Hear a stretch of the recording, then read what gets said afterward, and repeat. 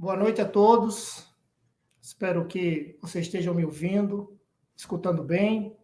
Queria dar as boas-vindas a todos nesse evento conjunto da Associação Brasileira de Processos Oxidativos Avançados e da organização do Congresso Ibero-Americano de Processos Oxidativos Avançados. Em nome deles, eu queria dar as boas-vindas a todos e agradecer a presença de todos vocês, tá? Hoje nós vamos ter um curso de eletroquímica, fundamentos de eletroquímica, com um dos maiores pesquisadores do Brasil, que é o professor Marco Lanza, tá? Mas, primeiramente, eu queria explicar para vocês como vai ser a nossa dinâmica aqui, tá? Então, eu vou explicar para vocês rapidinho, tá? Um pouco sobre a ABPOA, Associação Brasileira de Processos Oxidativos Avançados, vai ser 2 minutos. Depois vai vir a professora Regina, que é a organizadora do Congresso Ibero-Americano de Processo Oxidativo Avançado, vai explicar um pouco do Congresso para vocês, e logo após a gente passa a palavra para o professor Marco Lanza, que vai proferir o curso. A gente vai recolher algumas perguntas aí no chat, tá? Para que no final a gente possa interagir. Então, pessoal, eu vou, sem mais demoras, eu vou compartilhar com vocês aqui a minha tela, tá bom? Para falar um pouco da Associação Brasileira de Processos Oxidativos Avançados.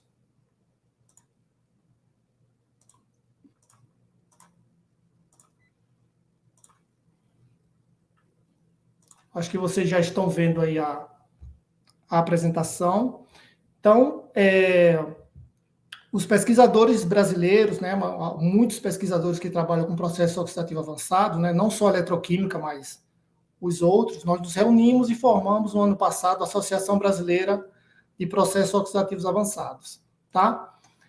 Nós somos professores de muitas universidades, USP, Unicamp, UFMG, Santa Maria, também da Fiocruz, São Carlos, e a gente criou essa associação, tá, que tem fins puramente científicos. Tá? Eu atualmente sou o presidente, tá, junto com a professora Carla Citori, da Federal de Santa Maria, e a gente começou as atividades o ano passado, e esse ano a associação vem ficando cada vez mais forte. A associação ABPOA, ela tem como principal evento o CIPOA, que é o Congresso Ibero-Americano, que a gente vai mostrar para vocês daqui a pouco. Tá? Então, só para repetir, nós somos todos membros, apesar da associação ter o fim de juntar indústria, academia, gente de órgãos governamentais, nós que gerimos a associação, temos fins puramente acadêmicos, não temos nenhum fim comercial. Tá bom? Eu convido a todos a acessar a página www.abpoa.org.br, tá?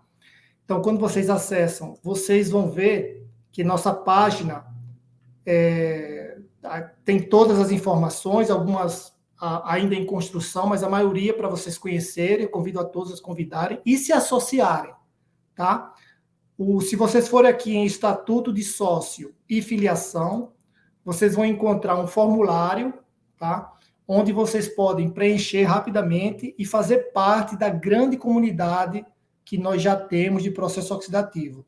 E nós vamos divulgar para vocês novos cursos que nós vamos promover. Vai ter esse de eletroquímica, mas já tem outro curso planejado.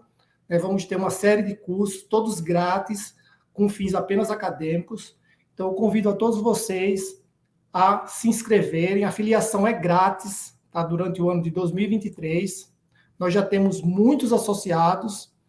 E deixo um contato aqui para vocês, O curso hoje vai ficar gravado e na página da associação. Então, se vocês tiverem alguma dúvida, podem ir lá ver. Lá tem um contato, abpoa.gmail.br, e o meu e-mail também, que eu deixo à disposição para vocês. Tá bom? Então, pessoal, com isso, com esse convite para que todos façam parte da Associação Brasileira, eu vou interromper aqui a minha apresentação e vou passar a palavra a professora Regina poder apresentar para vocês rapidamente o CIPOA. Tá? Professora Regina, por favor. Boa noite, gente. Bem-vindo todos ao nosso primeiro minicurso, uma promoção conjunta entre a Associação Brasileira de Processos de Oxidação Avançada e a 6ª Conferência Ibero-Americana de Tecnologias Avançadas de Oxidação. Esse curso, como disse o professor Renato, ele faz parte de uma série de pré-eventos organizados pela BPOA e pelo CIPOA, que farão uma preparação para o nosso congresso que vai acontecer o ano que vem. Eu sou presidente do comitê organizador da 6ª edição dessa conferência. É uma conferência internacional, então todos vocês já estão convidados a virem a Florianópolis o ano que vem, em outubro, né? E o evento acontecerá de 7 a 11 de outubro, ano que vem, aqui em Floripa. E essa série de eventos tem a finalidade de apresentar fundamentos, de apresentar pessoas que atuam com relevância, né, no nosso tema principal do Congresso, e reunir, né, as pessoas que estejam efetivamente interessadas. Vocês devem ter recebido, né, os que se inscreveram pelos formulários, né, recebidos e-mails já do e-mail do CIPOA. Se vocês enviarem, quem vai receber sou eu, né? Eu ficarei feliz em receber os contatos de vocês para sugestões de temas ou de formas adicionais de divulgação. Esse congresso, esse primeiro minicurso teve um número de inscritos que superou qualquer de nossas expectativas. Se vocês se lembram, né, a gente tinha programado para que ele acontecesse semana passada, e à medida que o número veio crescendo de 100 para 200, para 300, chegaram a 500 e poucos inscritos, mais de 500 inscritos, a gente teve que fazer algumas adaptações para oferecer a vocês a melhor transmissão possível, né? E ainda também oferecer a possibilidade de gravar o minicurso e emissão de certificados que vocês vão receber tão logo a gente encerra aqui essa transmissão de hoje. Então, sejam todos muito bem-vindos ao primeiro minicurso da realização conjunta ABPOA-CIPOA. Agradeço imensamente ao professor Marcos Lanza, que aceitou prontamente o nosso convite, né, da ABPOA e do CIPOA para ministrar o curso. Muito obrigada, professor Marcos. Tenho certeza que vai ser um sucesso pós-evento também, assim como o chamamento ao minicurso também já teve, né, o nosso grande sucesso. Hoje abriram as inscrições do evento, então se vocês procurarem CIPOA 2024, vocês já vão poder se inscrever no nosso evento que vai acontecer o ano que vem, enviar submissões e interagir conosco. Muito obrigada a todos, aos que estão do outro lado do oceano, que nós recebemos algumas inscrições de países da África e da Europa, Portugal. O minicurso está oferecido em português. E então, ficamos muito agradecidos com a presença de todos. E agora eu passo a palavra para o professor Marcos Lanza. Boa noite a todos e todas. Primeiramente, agradecer ao convite da ABPOA, em nome do Renato, presidente, da comissão organizadora do CIPOA, a professora Regina.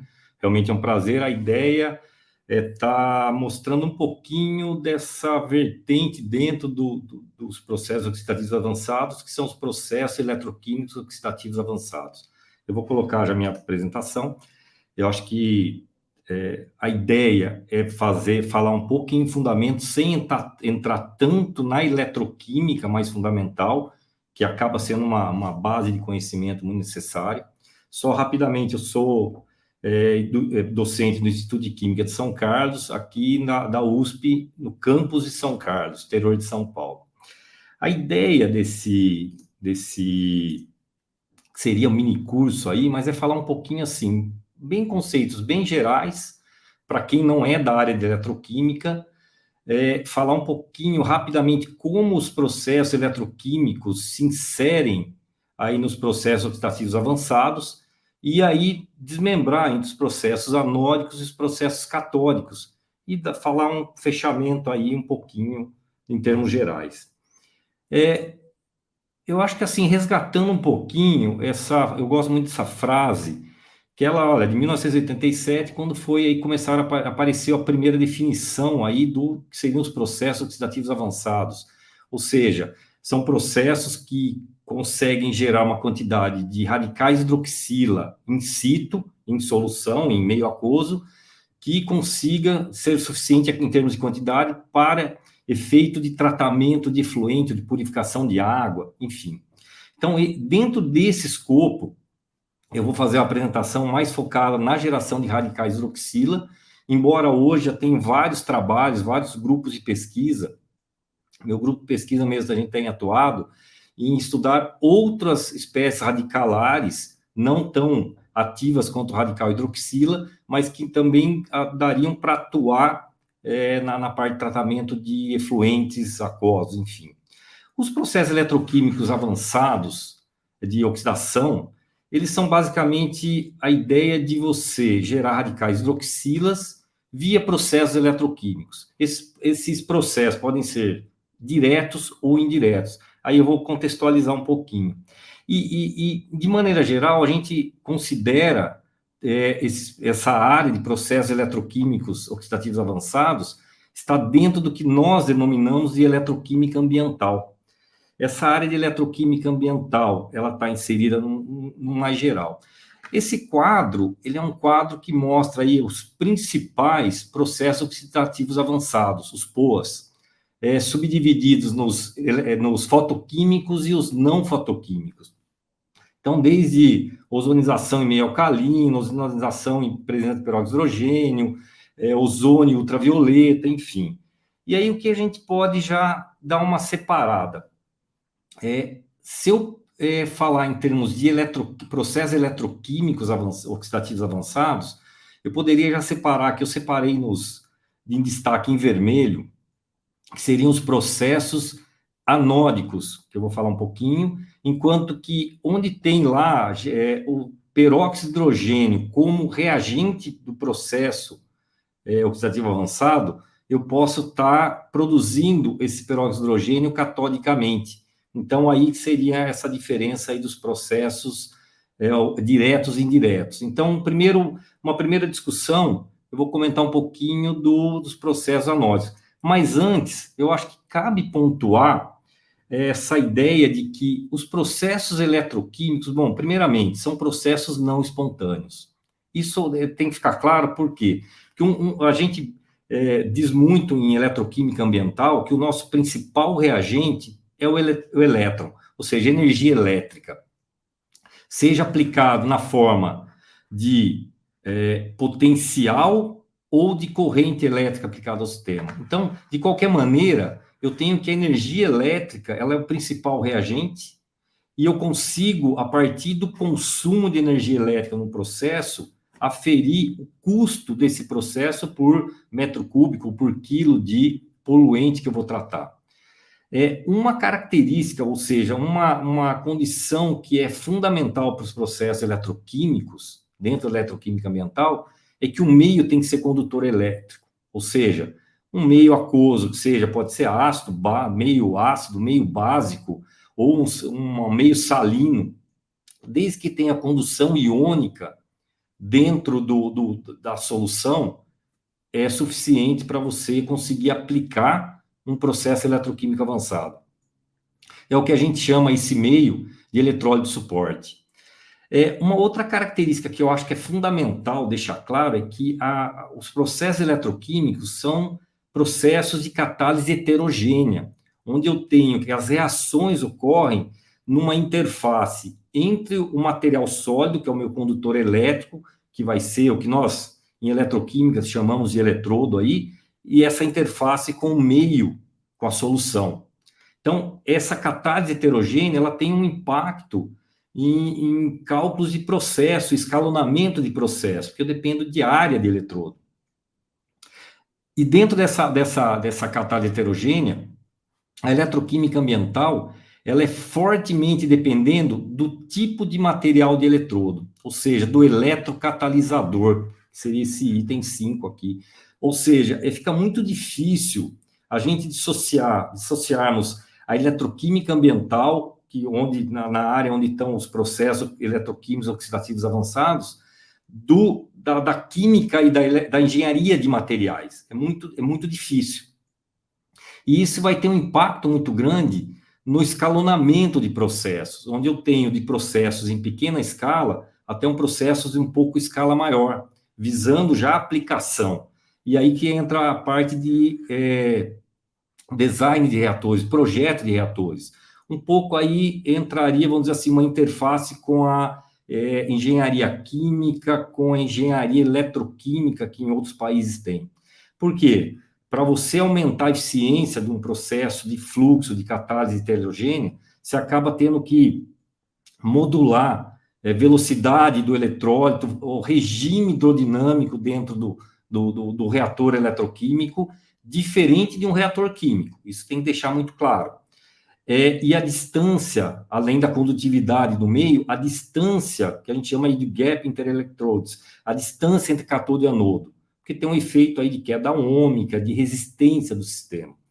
Assim, sem entrar muito na eletroquímica, para não desfocar, mas a ideia, eu peguei essa figura, embora essa é a única que está em português, mas é de um livro de química analítica, onde mostra aí um clássico sistema eletroquímico, onde eu tenho 2 compartimentos. Nesse caso, é um sistema eletroquímico tipo pilha, onde é um sistema espontâneo. E no nosso caso, quando a gente pensa em trabalhar com tratamento de efluentes, a gente trabalha com processo não espontâneo, ou seja, seria o contrário aqui, em vez de gerar corrente por reação química, nós estaríamos aplicando corrente elétrica ou diferença de potencial elétrico, gerando a corrente no sistema, para promover reações químicas. Mas o que é importante aqui? Primeiro é o seguinte, onde eu tenho, aqui nesse caso, uma ponte salina, lá um desenho bem simplificado, mas eu posso estar trabalhando com os 2 eletrodos dentro do mesmo sistema, para facilitar. Ou seja, até o design do sistema. Onde eu tenho um meio aquoso que ele é condutor, onde os cátions e ânions vão estar com mobilidade iônica. E o que é importante aqui? Eu coloquei aqui um símbolo, aqui o Ni, que é o que a gente fala em eletroquímica, que é o sobrepotencial. O que é esse sobrepotencial? Bom, quando eu coloco 2 eletrodos, lá o que eu chamo 2 eletrodos, sem aplicar corrente, o meu sistema não reage. Ele não é termodinamicamente favorável. Ou seja, ele não é espontâneo. Então, eu preciso, o meu sistema vai estar em equilíbrio entre lá os íons em solução e os condutores metálicos, os meus eletrodos, e as reações só vão começar a acontecer se eu aplicar um potencial diferente do potencial de equilíbrio. Nota o detalhe aqui que está em módulo, ou seja, esse potencial pode ser negativo em relação ao potencial de equilíbrio ou positivo, dependendo do processo que me interessa. Mas, em termos gerais, o que eu quero dizer aqui é que esse sobrepotencial é aquela energia que eu tenho que colocar no meu sistema, energia elétrica, a ponto de promover, quebrar ou perturbar o meu equilíbrio eletroquímico lá e conseguir que alguma reação comece a acontecer. E, em termos gerais, o que é importante? Onde eu tenho os processos de oxidação, vou ter uma ausência de carga, onde os íons carregados vão se direcionar a ele e vão transferir elétron para esse condutor elétrico, que eu chamo aí de anodo, e onde vai ocorrer os processos de oxidação. E, ao mesmo tempo, simultaneamente, esses elétrons vão para o outro lado, para o outro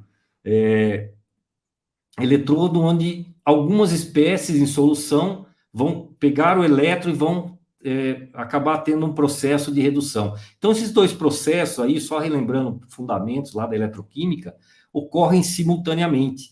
Ou seja, eu não consigo, em processos eletroquímicos, que ocorra apenas um processo. Eu sempre vou ter um processo associado ao outro. O que eu posso fazer é que, em vez de eu ter o mesmo ambiente reacional, ter os 2 processos acontecendo simultaneamente naquele ambiente reacional, eu posso separar os 2 processos, seja por uma ponte salina ou por até uma membrana de catiônica ou aniônica, de íon seletivo, que consiga, mas que tem que manter o contato elétrico. Então, isso é um fundamento assim, bem importante para entender essa ideia dos processos eletroquímicos avançados. Aí, resgatando um pouquinho também uma frase que eu gosto bastante, mas essa frase é um pouquinho mais nova, 1997, é de um livro de eletroquímica ambiental do professor Rajeshar, se não me engano, dos Estados Unidos, não me lembro de que universidade, professor Ibanez, do México. E o que eles dizem é o seguinte, que a eletroquímica ambiental, ela considerava a aplicação de ciência e engenharia eletroquímica com enfoque em remediação, o abatimento, ou até em processos mais verdes. Então, essa área de processos eletroquímicos oxidativos avançados, ele se encaixa dentro dessa área que a gente chama grande área da eletroquímica, eletroquímica ambiental, que prevê desde tratamento de efluente, principalmente líquido, mas tem alguns casos trabalhos onde se trata efluente aquoso advindo de lavagem de solo, por exemplo, ou advindo de lavagem de gás, mas de qualquer maneira, você acaba tendo que aplicar em efluentes líquidos, principalmente aquosos. Ou remoção, até tem uma tendência hoje, alguns trabalhos, alguns grupos, a gente está trabalhando também, em tentar obter, a partir da degradação eletroquímica, como eu tenho uma catálise que ela é seletiva, ao invés de degradar completamente ou converter em CO2 e água, uma molécula orgânica, fazer uma oxidação parcial a ponto de obter algum subproduto que tenha valor agregado. Ou seja, conseguir aproveitar financeiramente alguma coisa, algum subproduto daquele tratamento. Então, são algumas estratégias, algumas abordagens. Né? E aí, principalmente, essa área de eletroquímica ambiental, ela tem uma interface muito grande com a química ambiental, química de materiais, a fisicoquímica, propriamente dito, a eletroquímica, a química analítica, para a gente quantificar, identificar, a parte de engenharia de materiais e a parte de engenharia sanitária e ambiental. Isso aí é tudo interligado, ou seja, essa área é uma área de interface. Não dá para falar que ela pertence à engenharia ambiental ou à química ambiental. Não, acaba tendo que todas essas áreas trabalharem em conjunto. Uma característica da eletroquímica ambiental é que, assim, quatro características, na verdade. Primeiro, a versatilidade. O que a gente chama de versatilidade?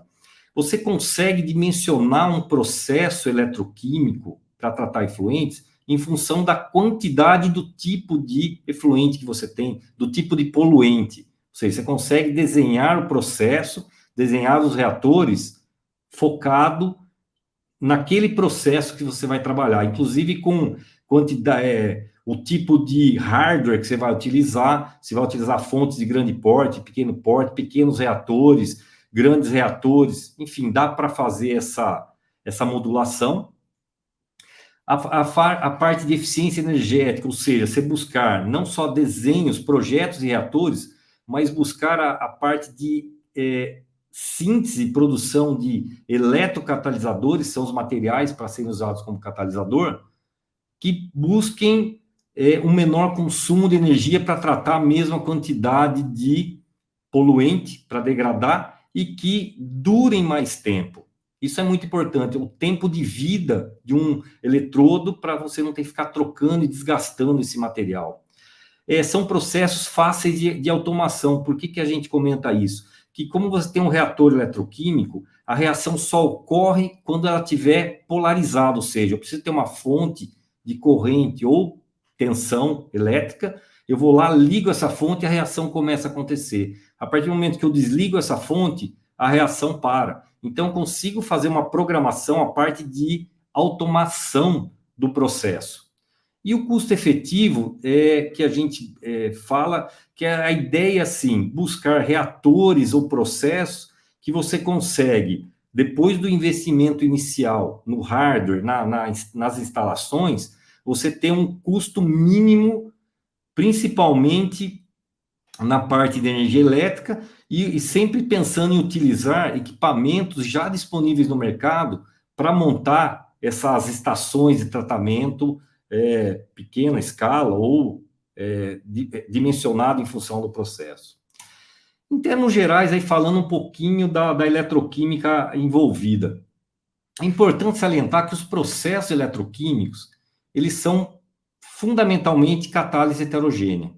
Então, o que é preponderante aí? O que é importante falar? Primeiro, eu tenho um meio aquoso, eu tenho uma solução e tenho um material, um condutor elétrico sólido. Ou seja, a reação vai ocorrer nessa interface, bem na interface onde eu vou ter a transferência, a troca de elétrons entre a espécie, seja para oxidação ou para redução, dos dois jeitos, com essa interface, com esse material condutor.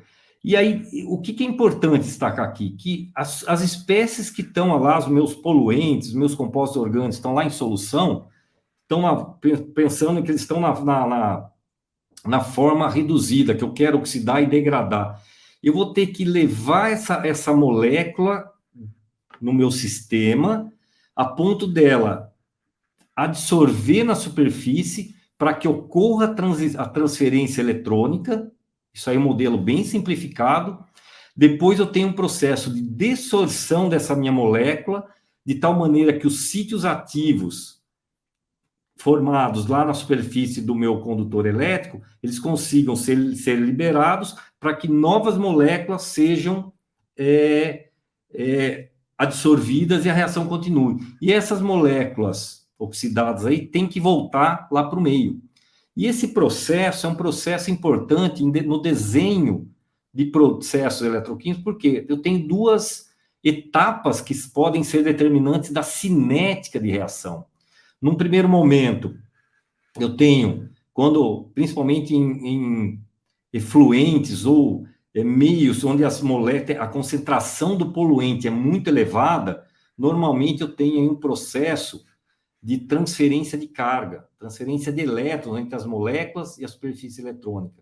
A partir de um determinado momento onde as moléculas, a concentração de moléculas de poluente vai diminuindo, eu passo a mudar o controle cinético do processo. Isso tem todo o impacto na eficiência do processo, onde eu passo de uma transferência eletrônica, que é uma etapa muito rápida de reação, para uma etapa que é um pouco mais lenta, que é o transporte de massa, onde eu tenho que conseguir transportar as moléculas que estão lá no seio da solução, lá no bulk, levar elas até a solução, até a interface do eletrodo, considerando a etapa de absorção, reação e desorção, e depois remover essas moléculas. E esse processo eu tenho que trabalhar com condições hidrodinâmicas, não só de potencial e corrente, mas envolve o desenho. Por isso é importante o desenho dos reatores eletroquímicos, o que não é muito fácil nem trivial de se fazer.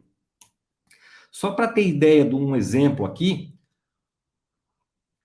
falando do processo anódico de oxidação eletroquímica dentro dos POAs. O que dá para falar aí dos processos anódicos? Bom, primeiro, é completamente dependente da superfície do material, ou seja, o catalisador, ele só vai ser, o eletrocatalisador, ele só se torna catalisador a partir do momento que eu ligo uma fonte de corrente elétrica ou tensão. Ou seja, ele não é um catalisador simplesmente mergulhar na solução, não vai ocorrer reação. Ele precisa estar polarizado. Então, dependo do potencial aplicado ou da corrente elétrica que eu aplico no sistema.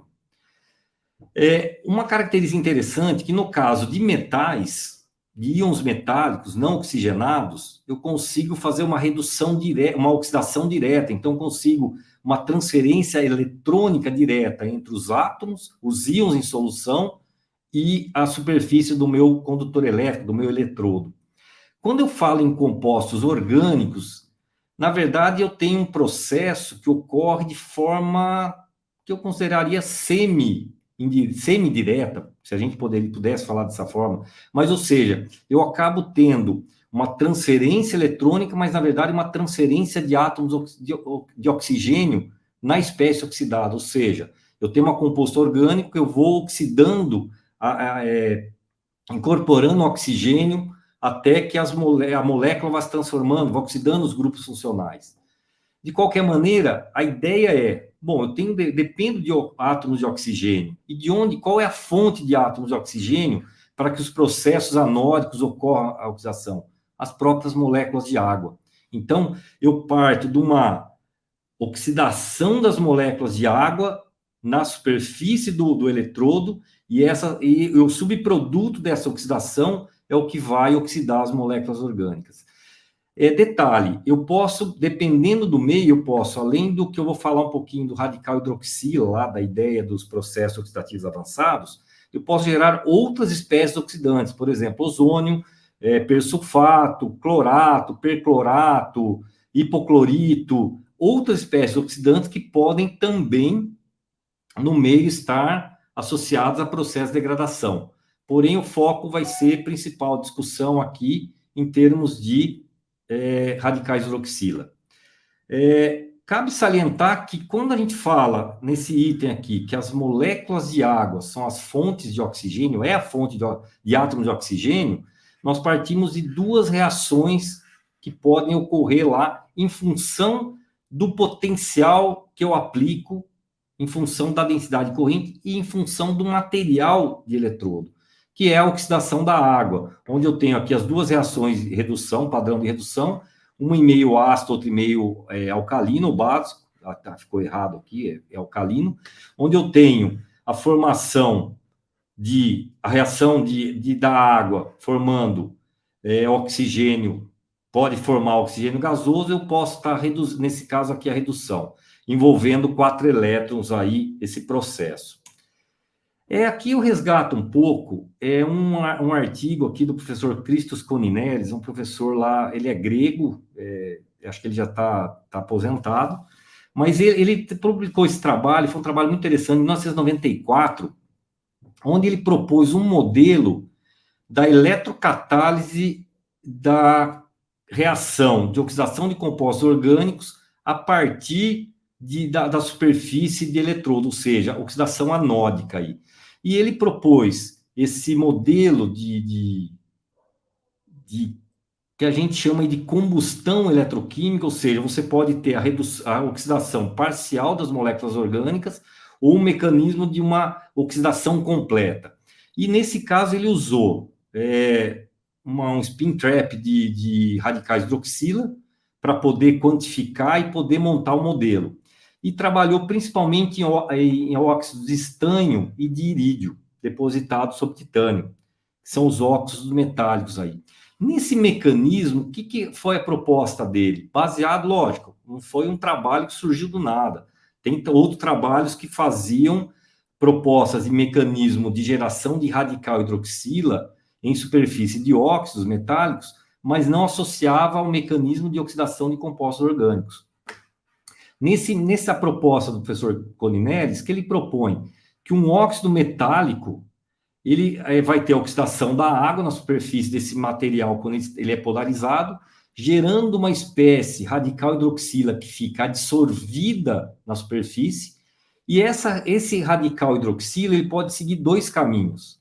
Ele pode, se uma molécula orgânica vem e se encontra adsorvida ali, ela vai reagir com esse radical hidroxila, mas na forma de um chamado óxido superior. Então, aqui ele fala o seguinte, olha, eu posso, num primeiro momento, ou de radical hidroxila, dependendo como ele está dissolvido, ele pode ficar forma radical hidroxila, ou eu posso, que ele denominou de óxido superior, ou seja, o oxigênio, ele deixa como espécie radicalar e entra no retículo cristalino do óxido. E ou eu formo esse óxido, vamos dizer que o radical hidroxila não reage, ele forma o meu óxido superior, ou ele pode simplesmente ter uma reação onde eu vou lá e consigo fazer o desprendimento de oxigênio, ou seja, ele continua a reação de oxidação da água. E essa espécie, a partir do momento que eu tenho essa formação de oxigênio, a superfície é regenerada, o sítio ativo é regenerado, uma nova molécula de água é oxidada. No caso do óxido superior aqui gerado, se ele não encontrar, tiver uma molécula orgânica adsorvida que vai reagir, ele vai, com o tempo, tempos rápidos, tempos muito curtos, ele vai regenerar a superfície do óxido, liberando, desprendendo no oxigênio. Isso é a fundamento, inclusive, da indústria de produção de oxigênio via eletroquímica. E a indústria de cloro-soda usa essa sistemática. E aí, o que o professor Coninellis ele propôs? Ele propôs o seguinte: dependendo do material que eu tenho no óxido, dependendo do íon metálico, essas espécies radicalares aqui, elas podem estar fracamente absorvidas, ou fisicamente absorvidas, que ele chamou, ou muito fortemente absorvidas. Ele chamou de espécies ativas fisicamente absorvidas ou quimicamente absorvidas.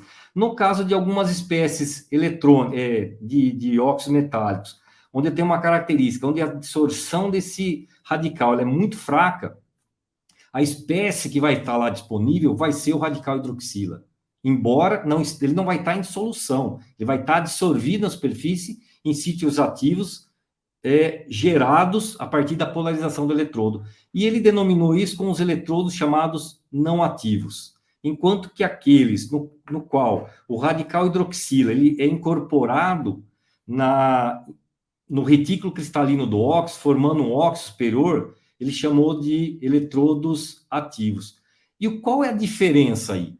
A diferença principal é que, no caso dos eletrodos não ativos, como tem radicais hidroxila à disposição para reação ocorrer, ele chamou de reação de combustão eletroquímica, ou seja, a oxidação dos compostos orgânicos é muito forte, ou seja, ele oxida a molécula principal e continua oxidando os intermediários, enquanto, no caso dos eletrodos não ativos, dos eletrodos ativos, desculpe, acaba sendo uma oxidação parcial. E é interessante que nos trabalhos a gente nota que os eletrodos ativos geram muito menos subprodutos do que nos eletrodos ativos. Isso, inclusive, facilita na seleção de eletrodos em função daquilo que eu quero tratar no meu processo. No mesmo artigo, ele propõe esse desenho aqui, que ele mostra os caminhos onde eu tenho, a partir o eletrodo, onde eu tenho uma primeira oxidação da água, formando o radical hidroxila, e essa espécie do radical hidroxila absorvido, ele pode seguir um caminho de oxidação de orgânico, ou pode gerar o oxigênio gasoso, desativando a superfície e gerando novamente o sítio ativo desobstruído. Ou ele pode, em função do metal e do material, formar o óxido superior, que acaba seguindo o mesmo caminho. Seriam essas etapas aí.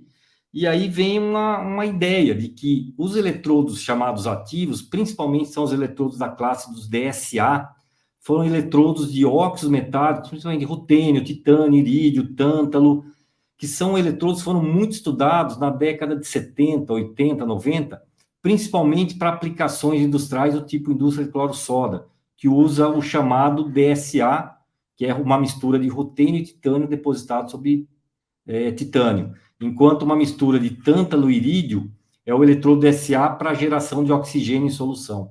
E um exemplo de eletrodos não ativos mais metálicos seria, por exemplo, o beta-PbO2 ou óxido de estanho, que nesse caso a oxidação é muito mais drástica.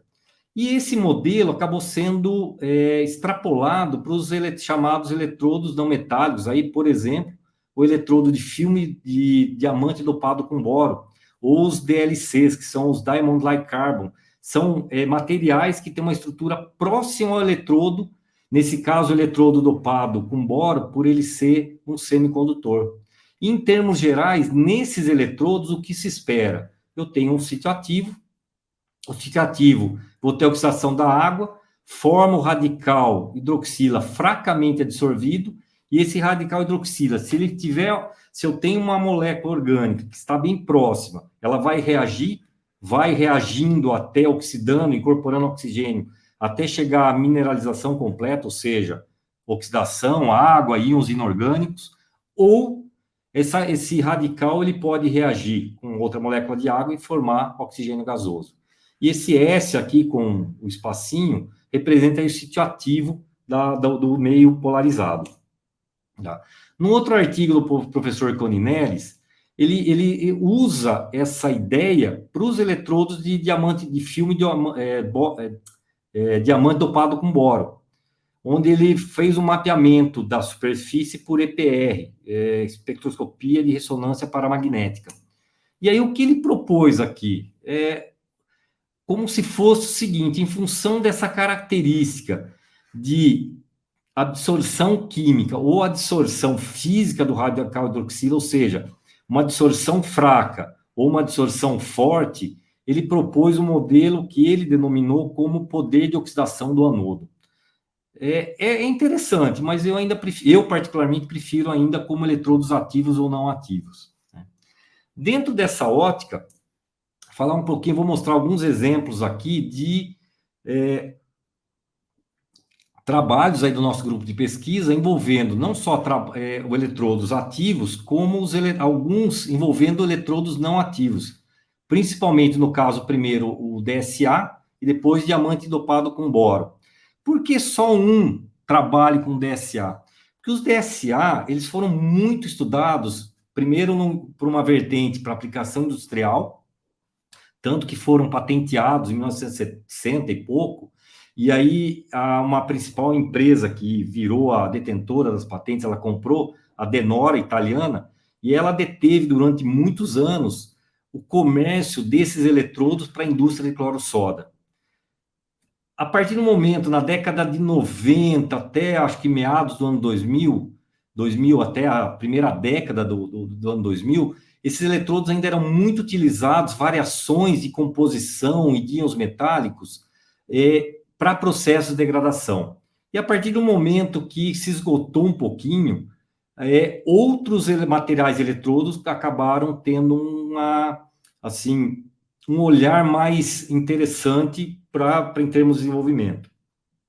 No primeiro caso aqui, um trabalho de 2020, que foi usar um eletrodo rutênio, irídio e titânio, depositado sobre oxitânio, onde a diferença aqui era o processo de produção do eletrodo. E esse eletrodo foi utilizado para degradar o bisfenol S. O bisfenol S é um agente plastificante utilizado largamente na indústria de plástico. Lembrando que o bisfenol A foi banido e aí outros bisfenóis entraram no lugar. Ou seja, o bisfenol A, nós conhecemos os problemas, não só ambientais, como em termos humanos, animais. Agora, o problema dos outros bisfenóis ainda é um pouco desconhecido. Nesse trabalho, foi feito a eletrodo com área pequena, lá 1 centímetro quadrado, e se adicionou íons cloreto, porque a ideia do DSA ele tem um potencial muito grande para a geração de espécies cloradas, ou seja, ele não é tão interessante para radical hidroxila, mas ele é muito interessante para a geração de espécies oxidantes à base de cloro que podem atuar na degradação. Lógico, aqui existe a discussão até que ponto a oxidação desses compostos orgânicos por espécies cloradas não pode estar gerando espécies organocloradas. Então, isso é uma discussão e realmente tem que ser analisado. Nesse trabalho aqui, dá para ver que análise de bisfenol por cromatografia líquida, depois análise de carbono orgânico total. E realmente, o uso dos DSA, seja em meio cloreto ou meio sem cloro, a porcentagem de mineralização ela é muito pequena, justamente porque os radicais hidroxila estão quimicamente tão fortemente adsorvidos que eles estão no retículo cristalino dos óxidos. E isso dificulta esse processo de transferência de átomos de oxigênio para os compostos orgânicos. Isso ocorre um pouco diferente quando nós falamos em eletrodos diamante dopado com boro. Nesse trabalho aqui, já era a ideia de um eletrodo diamante dopado com boro depositado sobre silício. Esse aqui é um eletrodo comercial. Foi utilizado aí para ver a característica do eletrodo, para ver a degradação 2,4-D. O 2,4-D é um herbicida muito usado ainda no Brasil, inclusive no mundo. Ele se eu não me engano, no Brasil é conhecido como mata-mato. É aquele que o pessoal passa para preparar o campo.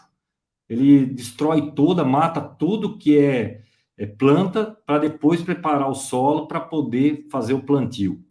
Nesse caso, foi um eletrodo comercial, à base de silício, que tinha lá, nominal, uma porcentagem de boro no retículo cristalino do diamante. Por que esse boro é importante? Porque o diamante, o filme diamante sintético, ele é capacitivo, ou seja, ele não conduz energia elétrica. Não adianta eu aplicar potencial ou corrente, que ele é resistível, ele tem uma resistência elétrica. Então, tenho que, vamos dizer assim, torná-lo impuro, inserindo átomos de boro no retículo cristalino, para tornar um semicondutor. E essa quantidade de boro eu posso modular desde que eu consiga fabricar esse eletrodo. Nesse caso aqui, já era um eletrodo um pouco maior, a área de eletrodo total de 78 centímetros quadrados, e se falando em degradação de uma grande quantidade de 2,4-D. Pode-se até falar, moxa, mas uma amostra ambiental não vai ter essa quantidade de agrotóxicos. Provavelmente não. Mas uma amostra de um efluente industrial, de uma indústria que formula um agrotóxico, com certeza vai ter uma concentração muito maior que essa. E dá para ver aqui a análise, a molécula do 2,4-D, é uma molécula extremamente resistente, e realmente, usando o diamante dopado com boro, eu consigo remover a molécula, inclusive remover os intermediários, ou seja, aqui decaimento de concentração da molécula do 2,4-D, enquanto aqui eu tenho a demanda química de oxigênio, a DQO, e aqui a análise de carbono orgânico total, ou seja, eu consigo remover praticamente de forma completa. Nesse caso aqui, esse Q é a carga elétrica, a partir da carga elétrica, por tempo, eu consigo saber quanto de energia foi consumida no processo e consigo estipular qual o custo em termos de energia elétrica para degradar, por exemplo, 1 metro cúbico ou 1 quilo desse determinado poluente. Isso é uma característica interessante dos processos eletroquímicos. Num outro trabalho, aqui já foi um outro eletrodo, mas não mais comercial, um eletrodo diamante dopado com boro em substrato de titânio. Aqui foi um estudo, um trabalho de degradação de um corante têxtil reativo, que é o verde brilhante. Essa molécula, que ela é muito interessante, que ela é muito usada e ela é extremamente estável. Ou seja, quando vai para o meio ambiente, ela é muito difícil de degradar.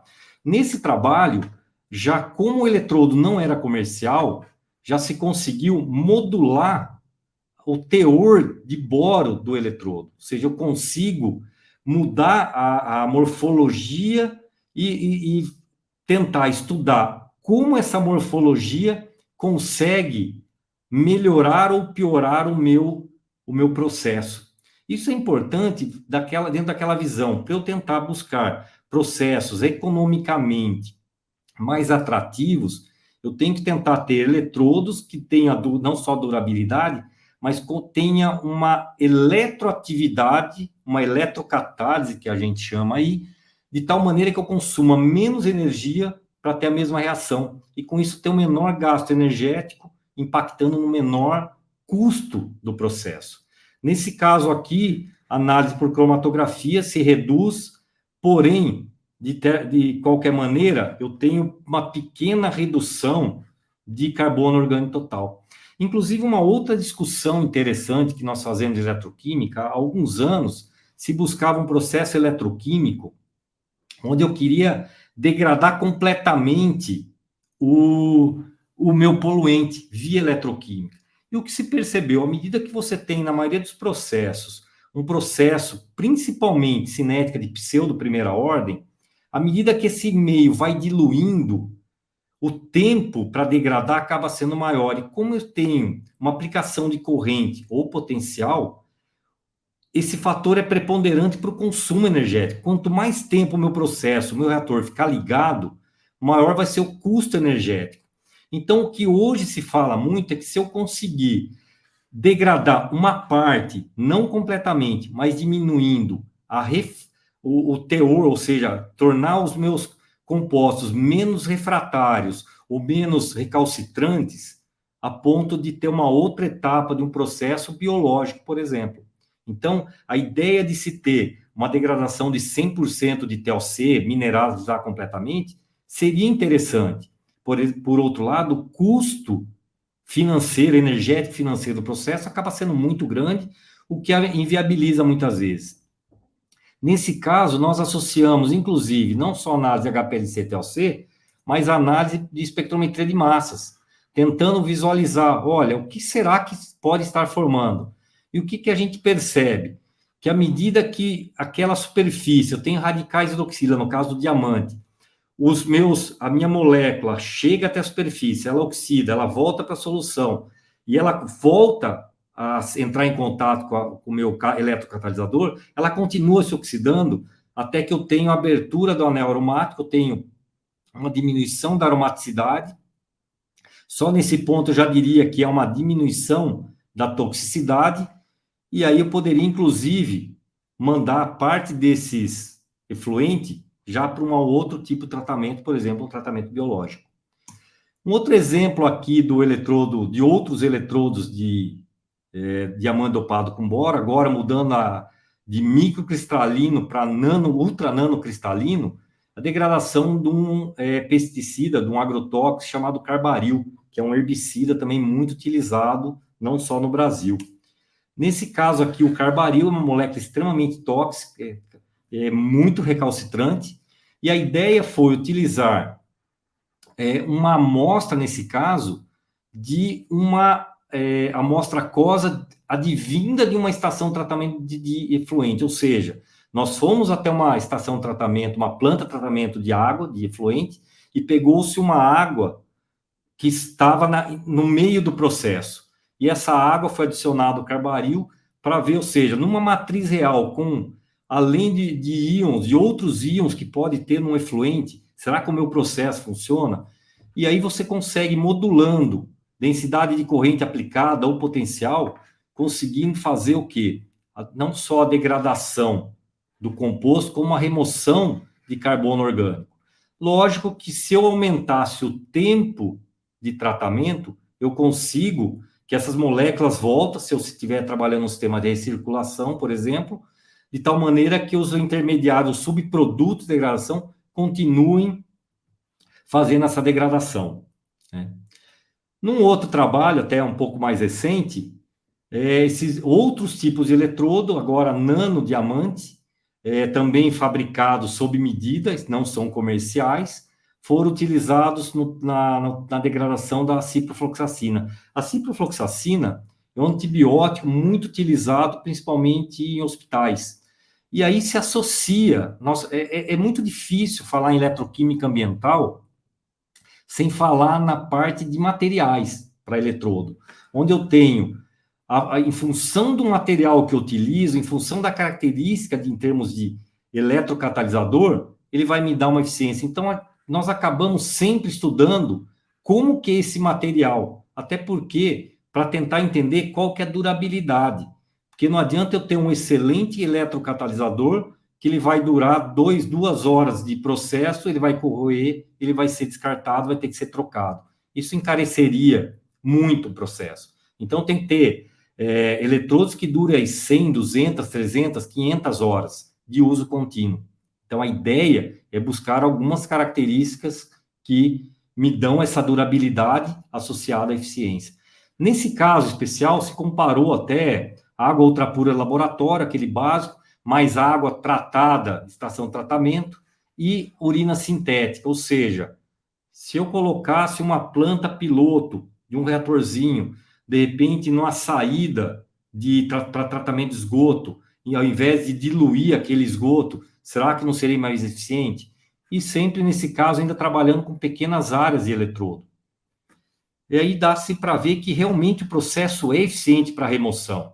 Enquanto nós falamos em termos de remoção de ciprofloxacina, mas remoção também de carbono orgânico total.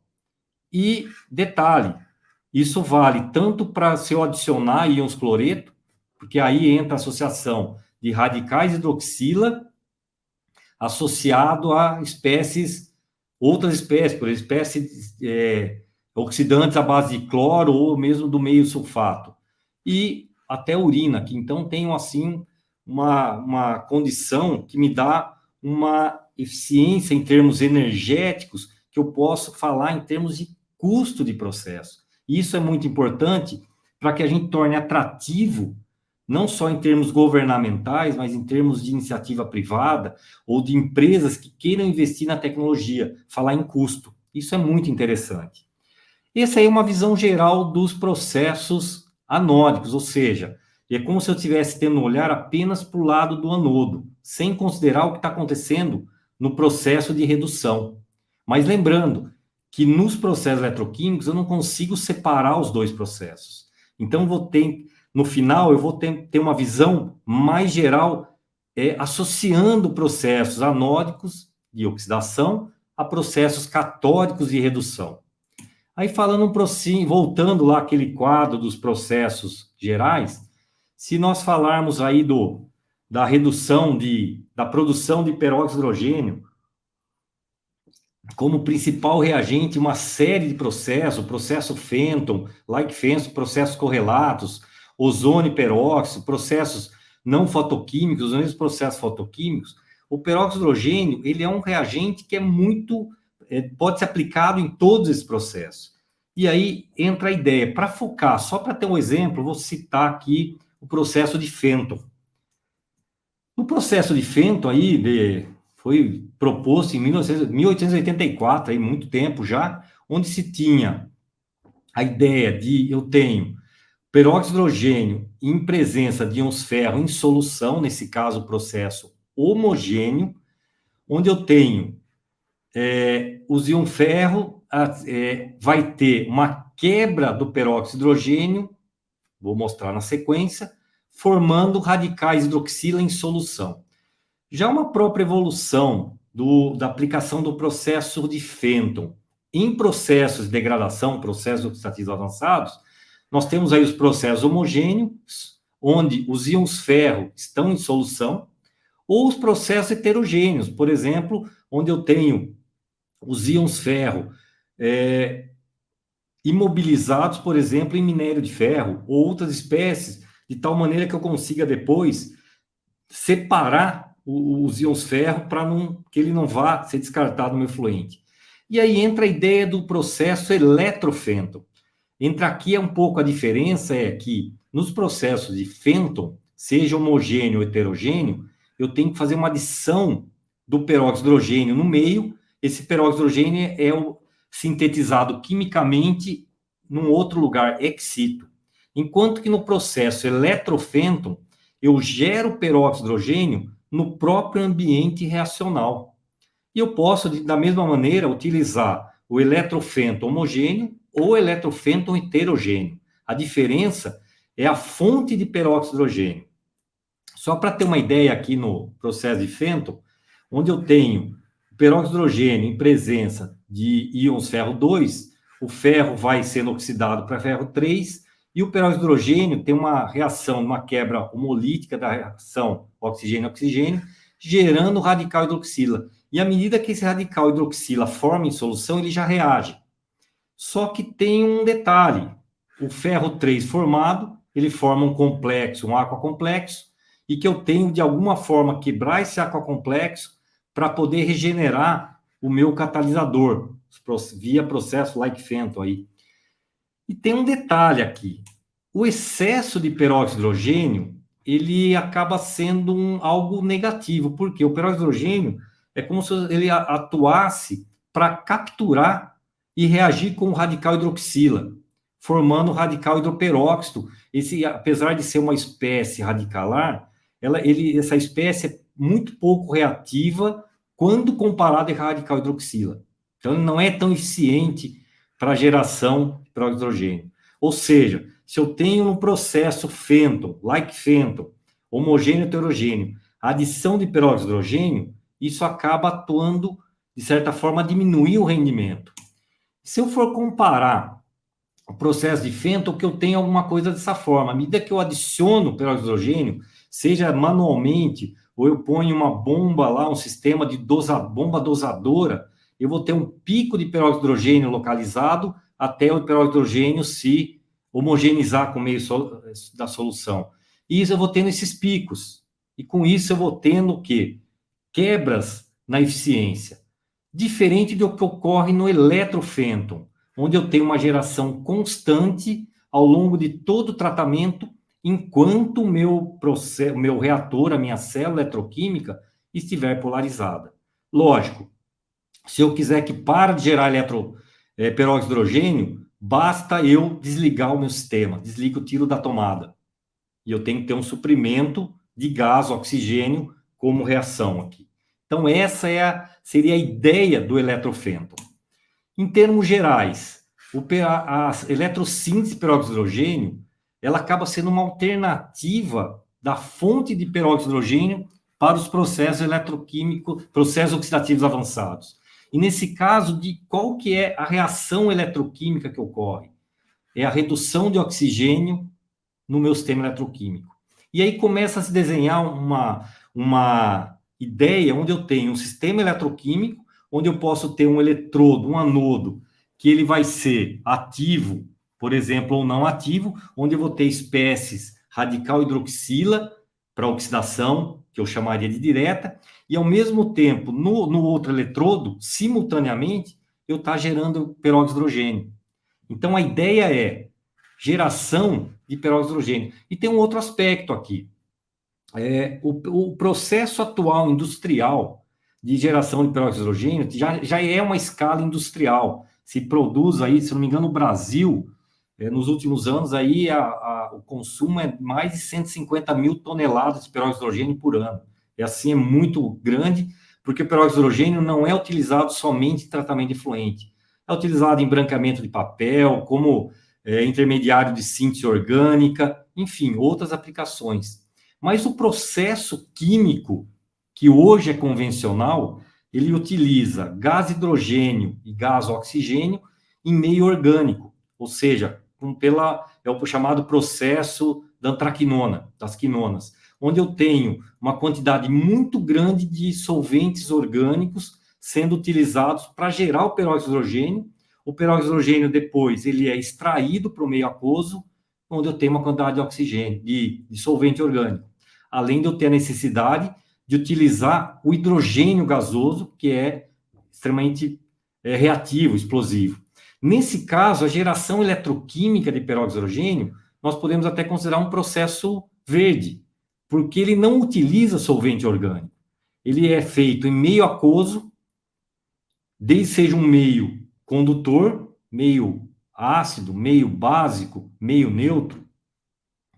E eu posso ter a produção do peróxido de hidrogênio no local onde eu vou utilizar, sem ter aquela necessidade de eu produzir, transportar grandes quantidades de peróxido de hidrogênio concentrado e armazenar e até manipular peróxido de hidrogênio. Porque a ideia do peróxido de hidrogênio eletrogerado é que eu tenho um sistema eletroquímico, eu simplesmente ligo o botão on-off, coloco no estado on, eu começo a gerar peróxido de hidrogênio. A partir do momento que não me interessa mais ter o peróxido de hidrogênio, eu simplesmente desligo o sistema. Então, isso me dá uma facilidade de automação muito grande. Mas existe, nem tudo é vantagem. Eu diria aí uma desvantagem, entre aspas, que não é ainda uma tecnologia que está disponível comercialmente. É uma tecnologia que existe, a tecnologia, nós já dominamos a tecnologia, porém ainda não houve aquela ideia de se investir a ponto de tornar uma tecnologia comercialmente disponível. Inclusive, há uma tendência de grandes empresas que produzem peróxido de hidrogênio da forma química, do processo químico, de começar a pensar em tornar um processo mais verde, vamos dizer assim, ou tentar outros processos, e a eletroquímica aqui seria uma alternativa. E como que ocorre aí a eletrossíntese de peróxido de hidrogênio? A reação parece bem simples, não? Onde eu tenho oxigênio gasoso em meio aquoso, eu polarizo o meu sistema, eu forneço elétrons e simplesmente formo peróxido de hidrogênio. Parece muito bonito, mas não é tão simples de fazer isso. Esse quadro aqui, tirado desse artigo de 95, propõe um modelo da reação de redução de oxigênio em meio aquoso, ou redução de oxigênio, não necessariamente só em meio aquoso. Mas por que essa reação ele tem um interesse tecnológico, não somente científico? Porque é a mesma reação que se usa para gerar energia elétrica, ou seja, os processos envolvidos em células a combustível, seja para satélite ou para automóvel. E agora estão se falando muito em células a combustível a partir da oxidação de redução de oxigênio de um lado e oxidação de etanol do outro, por exemplo. O que ocorre nesse caso? Eu tenho duas reações, ou uma reação em duas etapas. Na primeira etapa, eu tenho um mecanismo onde, primeiro, o oxigênio no meio, ele vai se difundir, ele tem que ser absorvido na superfície do meu eletrodo, de novo é catálise heterogênea. Num primeiro momento, o oxigênio, ele reduz com 2 elétrons, formando um peróxido de hidrogênio absorvido. Se o peróxido de hidrogênio continua absorvido, preso na superfície, como o meu eletrodo está polarizado, tem elétrons ali, ele vai continuar a reagir e vai formar água, num caminho reacional de 4 elétrons, que é o que a gente não quer no caso da geração de peróxido de hidrogênio. Isso aqui é interessante para a célula combustível. Então, isso para nós não é interessante. Mas é interessante esse outro caminho, onde eu formo peróxido de hidrogênio absorvido e eu consiga remover esse peróxido de hidrogênio da superfície do meu eletrodo até a solução. Por que isso? Porque ele estando na solução, eu consigo usar um outro processo agora, com catálise homogênea, por exemplo, Fenton, para degradar meu orgânico. Então, a ideia é trabalhar com o peróxido de hidrogênio em solução, mas a partir da redução do oxigênio, ele indo para a solução, que também não é tão fácil de fazer, porque eu tenho um processo que é controlado por difusão, transporte de massa aqui. E esse caminho 2 elétrons, que é o nosso objetivo aí científico-tecnológico. Em termos de mecanismo, é muito importante salientar o seguinte: existem 3 propostas e modelos aí de adsorção do oxigênio. Porque lembrando, tudo tem a ver com como o oxigênio ele se absorve na superfície. De novo, em eletroquímica, os sítios ativos, eles estão na superfície do eletrodo e são ativados à medida que eu polarizo, eu forneço energia elétrica para o meu sistema. Então, dependendo como essa molécula de oxigênio ela dissolva em função da composição do meu material eletrodo, ele vai poder ter uma quebra direcionando para um ou para outro tipo de mecanismo. Seja nesses 2 casos, o modelo de Griffiths, o modelo de Ponte, direcionando para reação de 4 elétrons, tendendo para 4 elétrons. Enquanto a reação do modelo de Pauli, onde eu tenho apenas um átomo de oxigênio, nesse caso, pensando aqui que o M representa aqui um centro metálico, seja na forma de óxido, ou mesmo um dot, quantum dot, enfim, disperso na superfície do meu eletrocatalisador. Então, esse mecanismo é o que nos interessa, de certa forma. Então, a engenharia de materiais aí vai de tal maneira que eu tente promover uma catálise do material, material que favoreça esse tipo de adsorção. Isso para os metais. No caso dos carbonos, que são, diria, os principais materiais usados para a reação de oxigênio, ocorre o seguinte: normalmente eu tenho carbonos amorfos, condutores, por exemplo, os carbonos do tipo negro de fumo, que são carbonos onde eu tenho uma estrutura sp2 lá, de tal maneira que eu tenho grupos funcionais especiais, sejam eles quinonas, ácido carboxílico, carbonílico, de tal maneira que o oxigênio se absorve, formando aqui espécies absorvidas, reformulando toda a minha distribuição eletrônica. Como o eletrodo está polarizado catodicamente, ou seja, eu tenho uma quantidade de elétrons muito grande, eu acabo reduzindo o oxigênio liberando na forma de peróxido, dependendo do meio, se for meio ácido, ou íon peroxila, que se for o meio alcalino. E detalhe, à medida que esse elemento, que esse oxigênio ele se dissolve, o sítio ativo do meu material fica livre para uma nova molécula de oxigênio se absorver e continuar a reação. Isso pode ocorrer também se eu quiser, em alguns casos, eu tiver lá um sistema de quinonas, ou se eu adicionar algumas moléculas orgânicas que tenham a função orgânica quinona, de tal maneira que, além de outros grupos funcionais, eu consiga ter uma quinona que ela é ativada e consiga transferir esses elétrons da espécie da quinona ativada para a redução de oxigênio na forma do hidroperóxido. Então, a gente acaba modulando, escolhendo não só a síntese dos materiais, mas também a modificação dos carbonos, que são a principal base dos materiais eletródicos para a redução de oxigênio, com o objetivo de gerar peróxido de hidrogênio. E pensando que a redução de oxigênio eletroquímica ele é um processo que depende dessa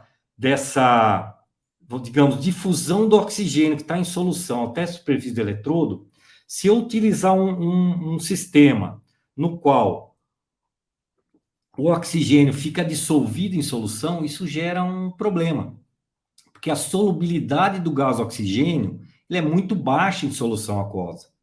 E isso acaba sendo um limitante da quantidade da quanto peróxido de hidrogênio eu consigo gerar. Uma forma de contornar isso que nós utilizamos é o uso de eletrodos de fusão gasosa. São materiais à base de carbono, onde o carbono ele é compactado, sinterizado, aí o termo, com um material hidrofóbico, de tal maneira que ele fica um material poroso. De um lado, solução aquosa, como ele tem uma hidrofobicidade, esse material poroso, ele é impermeável para a solução penetra, mas não consegue ultrapassar, e eu consigo fornecer gás pelo outro lado da minha lâmina, vamos dizer assim, de eletrodo, porque o material poroso ele é permeável a gás, de tal maneira que eu consigo fornecer uma quantidade muito grande de oxigênio, seja oxigênio puro, eu posso trabalhar também com ar comprimido, ou ar atmosférico, seja na forma ar comprimido ou ar sintético, de tal maneira que eu não tenho mais a limitação da solubilidade do oxigênio. Isso eu consigo minimizar o efeito difusivo da molécula de oxigênio, sair do seio da solução e migrar até a superfície do eletrodo. E eu consigo ter um fornecimento já nessa interface, que nós chamamos de tripla interface, onde eu tenho o gás sendo fornecido diretamente na interface sólido-líquido. Isso gera uma eficiência de corrente extremamente elevada. E o detalhe da área superficial que é elevada. E aqui eu consigo agora projetar, modificar os materiais e pensar em aplicação em larga escala.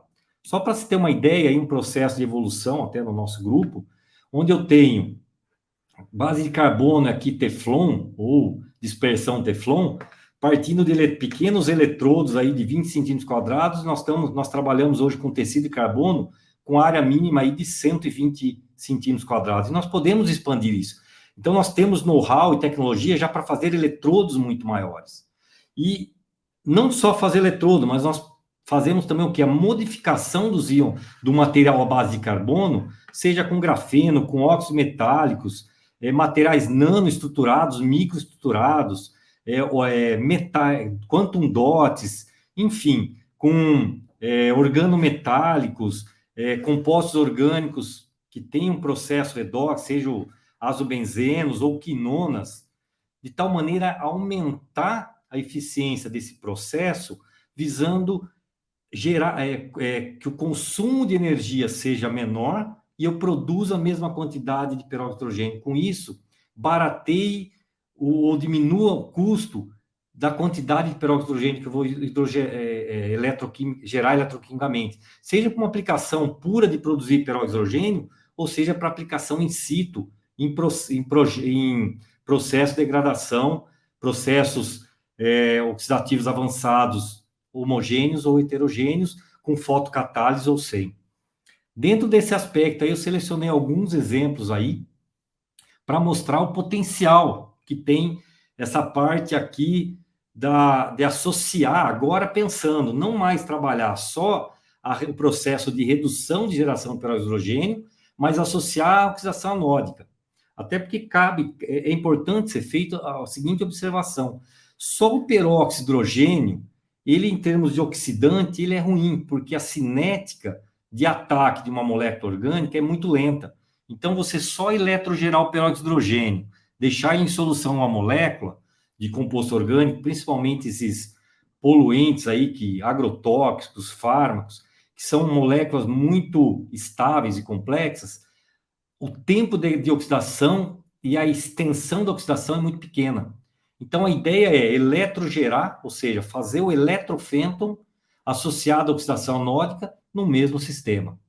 Dentro dessa parte, eu selecionei alguns exemplos, principalmente aqui um trabalho aqui de modificação do carbono. É um carbono que nós utilizamos aí como base, tem outros carbonos, em outros materiais, inclusive tem do nosso grupo um pesquisador associado que trabalha com produção de carbono de fontes renováveis, por exemplo, lodo de estação de tratamento de esgoto. Então, ele produz o carbono e nós aplicamos e modificamos, visando substituir o carbono comercial. Então, tudo isso visando agregar o lado de química verde aí no processo.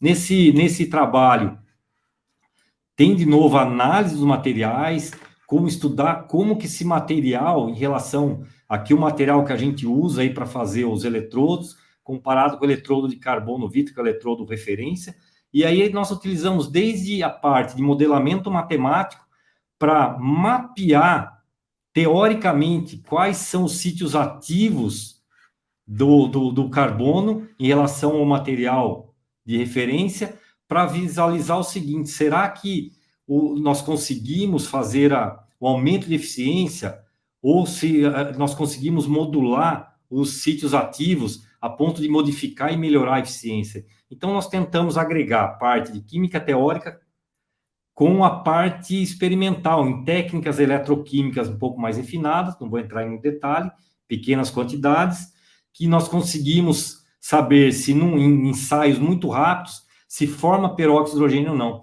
E aqui o destaque, sem entrar no detalhe da técnica aqui, mas o que é interessante é que, em relação, aqui me dá esse gráfico, essa parte superior, me dá as correntes em termos de potencial para geração de peróxido de hidrogênio. Essa linha escura é o material de referência, enquanto que o vermelho é o material de carbono que nós utilizamos. E dá para ver o seguinte, que a reação desse material, ele desloca em torno de 200 milivolts. O que significa isso na prática? Que é um material que ele precisa de menos energia para gerar uma quantidade de peróxido de hidrogênio in situ. Então, essa é a ideia, modular a parte de materiais, para depois fazer a aplicação. Então, por exemplo, aqui, aquele mesmo material já foi modificado com moléculas orgânicas insolúveis, elas ficam presas no catalisador, quinonas e azocompostos, para poder verificar como que essas moléculas conseguem melhorar o processo de redução de moléculas de oxigênio para gerar peróxido de hidrogênio. Aqui, de novo, sem entrar detalhes muito na eletroquímica envolvida, mas pensando aí na parte de mecanismos, em função dele, pensando de novo que a gente consegue não só aumentar isso em ensaios semi-quantitativos, gerar peróxido de hidrogênio e diminuir o consumo de energia. E depois aplicar em processos aí com análise quantitativa, onde eu consigo, em função do carbono não modificado e o carbono modificado, aqui nesse caso, geração de até, só lembrando aqui, serão, eu acho que, se eu não me engano, 400 ml de solução, mas chegando aí a geração, partindo de uma solução que não tem peróxido de hidrogênio, chega aí até a 1000 ppm, 1000 miligramas por litro, gerando continuamente. Isso porque não tem nada reagindo. Se eu tivesse alguma espécie fosse reagir em solução, gerando radicais hidroxila, essa concentração de peróxido de hidrogênio não ia se acumular. Mas se tem aí, sem adição química, a geração no próprio meio eletrolítico. E pode ser um meio, desde que tenha íons metálicos, uma amostra de efluente esgoto, efluente industrial, que seja condutor elétrico. Aqui o exemplo de concentrações máximas em função do potencial e pensando em não só na parte cinética, mas na parte também de eficiência de corrente. Então, eficiência de corrente e, nesse caso, nesse exemplo aqui, o consumo energético. Ou seja, eu consigo, no carbono modificado, um consumo energético em torno de 100 kWh por quilograma de peróxido de hidrogênio eletrogerado. É uma quantidade, dá para saber em termos de custo, pensando aí no custo do quilowatt-hora industrial, dá para saber quanto de peróxido de hidrogênio custa para produzir 1 kg de peróxido de hidrogênio puro. Então, isso dá para ser usado na síntese propriamente dita ou para tratamento de efluente na eletroquímica ambiental. E aqui a gente fez uma brincadeira que é a proposta de mecanismo, por que simplesmente adicionar algumas moléculas orgânicas no carbono consegue fazer esse aumento, esse incremento da produção de peróxido de hidrogênio. Um outro caso aí que eu coloquei de exemplo, aqui já foi em meio alcalino, meio básico, por quê? Essa tecnologia de gerar peróxido de hidrogênio eu posso trabalhar em qualquer meio aquoso, seja meio ácido, meio neutro ou meio básico. Isso me dá uma flexibilidade, dependendo do meu efluente. Ou seja, se o meu efluente está em meio alcalino, eu posso gerar peróxido de hidrogênio em meio alcalino, meio básico, não me preocupo e aplicar o peróxido de hidrogênio em algum processo oxidativo avançado que use meio alcalino, não tendo me preocupar com uma nova operação unitária de ter que modificar, acidificar o meio, por exemplo, para usar o fênton homogêneo. Eu posso usar um outro processo meio alcalino. E aqui um exemplo daquele mesmo carbono agora, só o carbono puro, não modificado, em meio alcalino, eu chego aí tranquilamente em 90 minutos, em volumes de 400 ml de célula, a 3.500 ppm de peróxido de hidrogênio. Chega aí, e isso eu consigo modular em função do potencial que eu aplico. E consigo avaliar a eficiência de corrente para gerar o peróxido de hidrogênio. Para se ter uma ideia, aí um ensaio um pouco mais longo, chega aí a 6 gramas por litro, mais 6 gramas por litro de peróxido de hidrogênio, com consumo de energia aí, em termos de custo energético, alguma coisa em torno de 8 kWh por quilograma de peróxido de hidrogênio. Com certeza, esse custo ele é muito menor do que se eu fosse comprar 1 quilo de peróxido de hidrogênio, pensando que não só eu vou adquirir esse peróxido de hidrogênio, mas eu tenho que transportar, eu tenho que armazenar o peróxido de hidrogênio concentrado e depois eu tenho que manusear isso, que é um perigo, inclusive, para o operador, vamos dizer assim. Esse artigo eu selecionei especificamente, é interessante também do professor Christos Coninellis, mas com outros pesquisadores, porque esse artigo ele foi desse pesquisador, professor Henrique Brilas, também da Universidade de Barcelona, ele já se aposentou, mas ainda está na ativa. Ele, se não me engano, ele foi o primeiro pesquisador que usou esse termo eletrofênton, que até então se falava em peróxido de hidrogênio eletrogerado, ou fênton. E ele usou esse termo, se não me engano, ele foi o primeiro, a falar, olha, a partir do momento que nós vamos eletrogerar o peróxido de hidrogênio, nós vamos estar usando para um processo de fênton, eu vou estar chamando a partir de agora de eletrofênton. E olha que na época, lá em 2004, já se pensava em usar os processos acoplados. Aqui o diamante dopado com boro comercial, em pequena escala. Aí depois eu vou falar um pouquinho da diferença desse eletrodo comercial ou não comercial. E aí, assim, em termos gerais, nesse artigo, o que ele fala? Primeiro, ele usa, num primeiro momento, só o processo anódico, onde eu tenho o eletrodo comercial sob filme de diamante dopado com boro. Saiu errado aqui, ó, BDD, aqui está em português, de 3 centímetros quadrados, com eletrodo, um catodo de grafite, ou seja, ele tirou a eficiência de geração de peróxido de hidrogênio, só considerou anódico. E, por outro lado, ele pegou numa outra série de experimentos, onde ele usava o mesmo eletrodo de processo anódico associado ao eletrodo de fusão gasosa. Mas detalhe, os dois eletrodos de fusão gasosa. E utilizando ferro em solução. E usou para degradar pesticidas da classe dos clorofenóis. Ele usou separadamente 5 compostos em soluções de 100 ppm. E o detalhe, aqui entra um detalhe do uso dos eletrodos comerciais. Primeiro, os eletrodos comerciais têm uma certa limitação dos fornecedores desses materiais.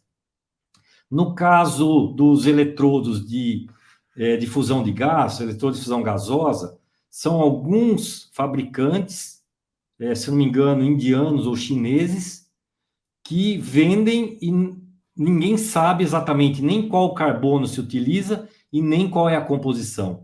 E o mesmo acontece com os eletrodos diamante. E no caso dos eletrodos diamantes, como é uma tecnologia, eles usam HCVD, é uma tecnologia que poucos grupos dominam, poucas empresas. Se não me engano, deve ter uma nos Estados Unidos, uma ou duas. Europa tem na Alemanha, na Espanha. Eu não sei se a China tem, mas são eletrodos normalmente em silício, que o silício ele é muito fácil de quebrar. Então, você compra uma placa grande, é muito fácil de quebrar o silício do substrato. E também você não tem controle da composição daquele eletrodo. Você tem um valor nominal. E aí entra um outro detalhe. Esse custo aqui embaixo que eu coloquei, isso aqui são valores aproximados de uma empresa, de um anúncio nos Estados Unidos, entre eletrodo de diamante dopado com boro em titânio, que custa algo em torno de $20 mil o metro quadrado. Enquanto o eletrodo DSA comercial, esse é o DSA CL2, esse preço é o preço da Denora no Brasil, em torno de $2 mil metro quadrado. Nesse caso, o eletrodo é o titânio rutênio, 70%, 30% em termos de óxido. E assim, são eletrodos comerciais, mas se você quer melhorar a eficiência, não tem disponibilidade comercial de outros materiais. Nesse caso, o professor Brilas com o Coninelles viram que realmente, quando você usa o processo heterogêneo, anódico, associado ao processo homogêneo, no qual eu tenho o peróxido de hidrogênio eletrogerado, ele vai para a solução, e aí eu tenho um processo homogêneo de Fenton, ele acaba sendo muito mais eficiente, onde eu tenho as eficiências aí de degradação, de remoção de TOC, carbono orgânico total, muito superiores.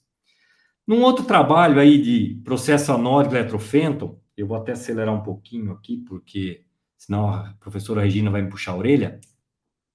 Nós fizemos aí a geração de peróxido de hidrogênio eletrogerado, seria o eletrofenton aí, já de um carbono modificado, para degradar essa molécula aqui aqui, se não me engano, é a dipirona analgésico, no Brasil ainda é muito utilizado.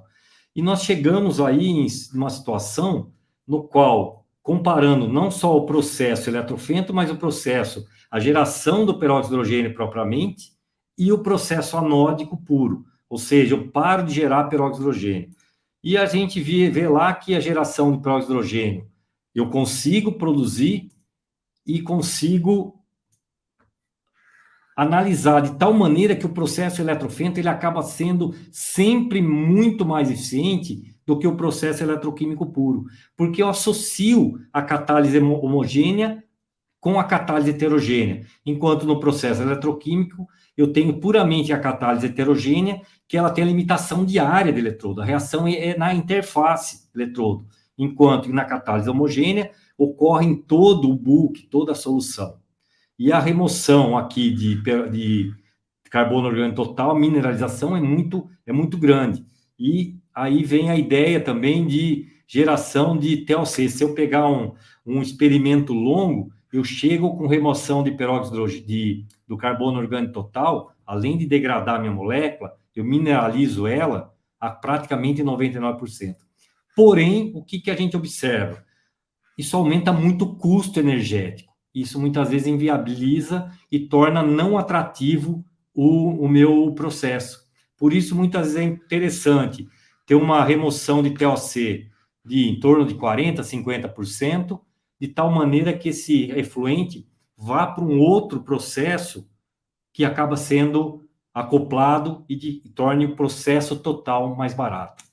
Um outro exemplo aqui, modificação com óxido metálico, agora não mais com organometálico, onde eu tenho geração de peróxido-hidrogênio do carbono modificado lá do eletrodo de fusão gasosa, produção de peróxido-hidrogênio muito maior, in situ, de novo, geração, a eficiência de corrente, e eu acabo tendo aplicação. Se eu for aplicar, aqui nesse caso foi aplicado na degradação de uma formulação comercial de um agrotóxico, que é usado no Brasil, um herbicida, que é a combinação do diuron com a hexazinona.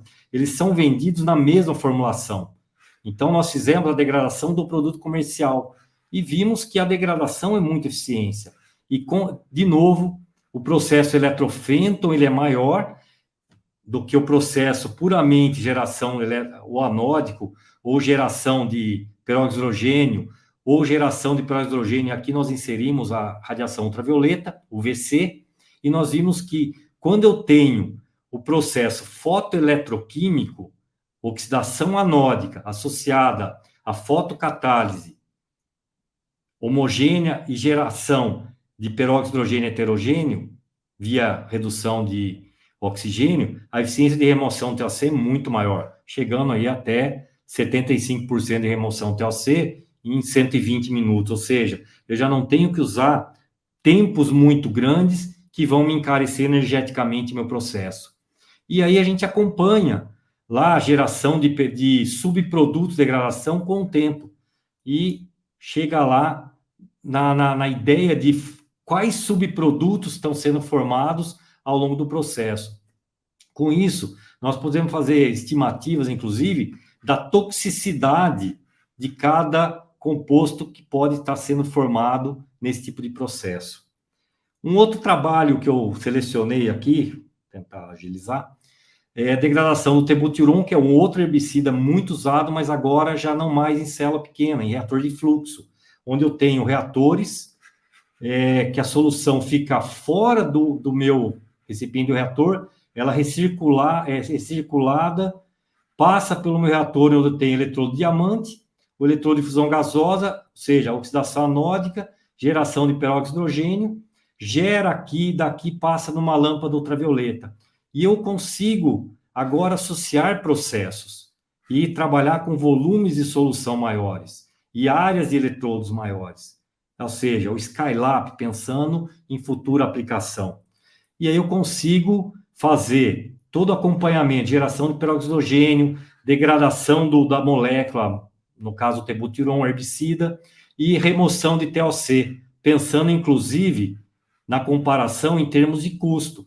E novamente eu chego na ideia de que associando o processo de oxidação anódica, eletrogeração de peróxido de hidrogênio, esse poluente vai oxidando, associando a incidência de radiação, seja aí ultravioleta com lâmpada artificial, ou posso até associar numa célula com radiação solar, com certeza o processo fotoeletrofenton vai ser muito mais eficiente. Num outro processo aqui também, vou passar rapidamente, aqui já foi aí uma ideia um pouco mais geral do processos usando o peróxido de hidrogênio eletrogerado e apenas com ultravioleta.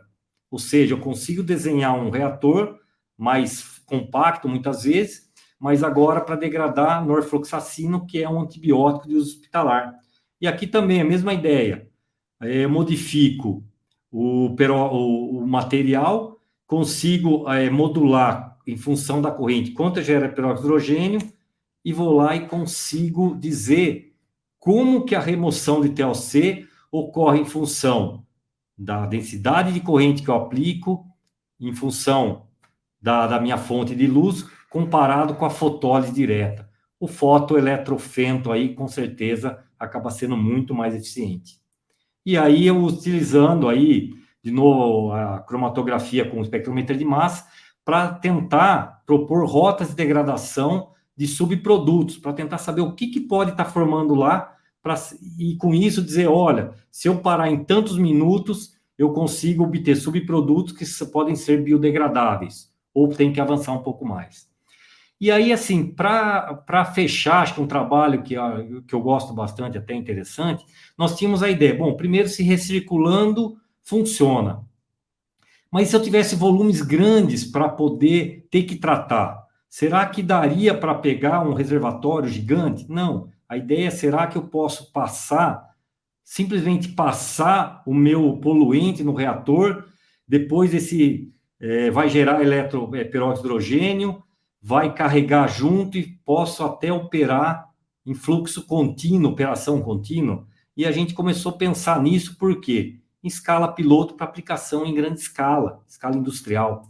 E aí nós fizemos um trabalho aí muito interessante que mostrava o seguinte, que se eu pego lá em fluxo contínuo, eu observo que eu não tenho mais aquele aumento do peróxido de hidrogênio, vai aumentando, vai acumulando até estabelecer um patamar. Ele consigo, no nosso reator, produzir continuamente uma taxa de peróxido de hidrogênio em função do tempo, indefinidamente.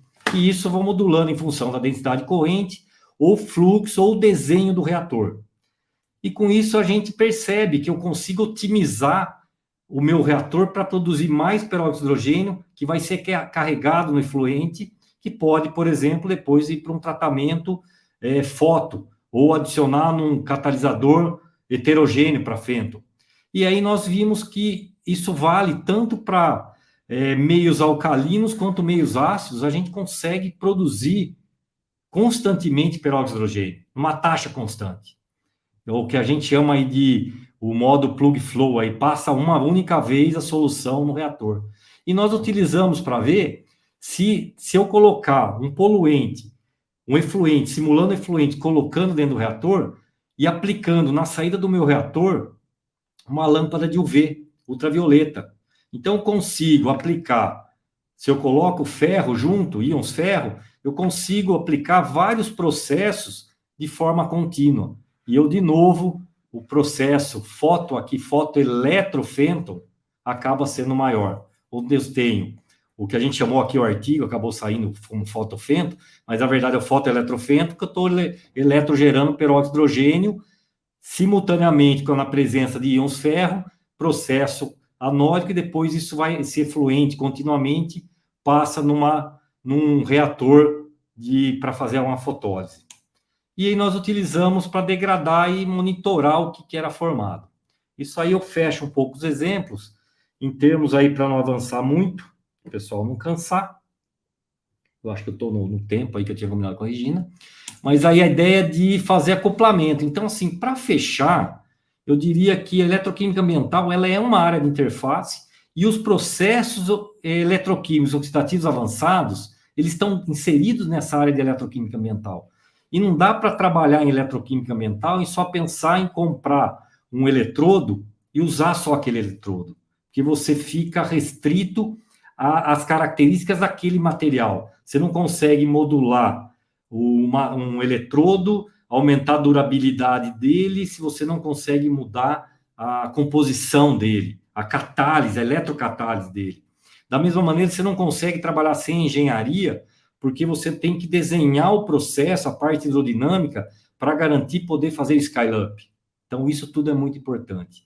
E esse desenho de novos materiais eletrocatalísticos estão dentro do núcleo dessa eletroquímica ambiental, assim como a parte de aplicação dos processos. Então, no nosso caso, no grupo de pesquisa, nós atuamos desde o desenvolvimento de eletrodos para processos anódicos, para processos catódicos, geração de peróxido de hidrogênio, o acoplamento desse processo para degradação em pequena escala, o desenho e projeto de reatores para aumentar a escala, visando a aplicação, não só a geração de peróxido de hidrogênio, e outros processos. E aí, em termos de processos, com certeza, o acoplamento de tecnologias é a solução. Eu diria o seguinte, apesar de trabalhar e defender essa parte dos processos eletroquímicos, oxidativos avançados, eletroquímica ambiental, não dá para dizer que é a solução de todos os problemas, em hipótese alguma. Eu acho que a tendência é acoplamento de técnicas, acoplamento de tecnologias. É acoplamento de um processo eletroquímico, fotoeletrofento, acoplar com um determinado catalisador heterogêneo, com reator fotoquímico, seja por LED ou luz ultravioleta, ou reator solar, e depois, eventualmente, os poluentes que são refratários, torná-los biodegradáveis para mandar para um tratamento biológico, seja um tratamento biológico convencional, ou um aeróbio, ou anaeróbio, enfim, acoplamento de processos. Eu acho que isso torna a escala economicamente e tecnicamente viável. Em termos de pesquisa, eu diria que o estabelecimento de network, tanto no âmbito nacional quanto internacional, é fundamental, porque ninguém domina todas as áreas. Então, a ideia é de juntar as expertises para produzir ciência de qualidade. Então, e para isso nós precisamos de recursos humanos altamente especializados. Então, entra aí a formação dos recursos humanos.